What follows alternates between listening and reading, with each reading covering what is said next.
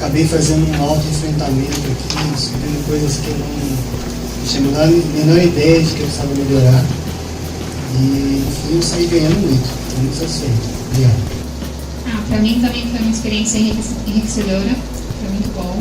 Eu tinha gaps, aliás, eu identifiquei os meus gaps, mas eu também tinha algumas dúvidas de algumas coisas que serviu para eu valorizar o meu potencial, ver que realmente eu tenho ele e ele é perceptível pelas pessoas também. Então, às vezes eu tenho um ponto de autocrítico, eu pego um ponto específico que alguém colocou e levo ele como o único ponto que eu vou poder resolver, e não é bem assim.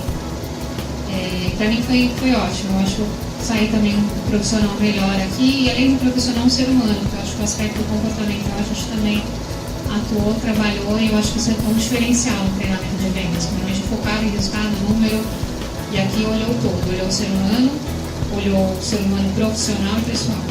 É isso, obrigada.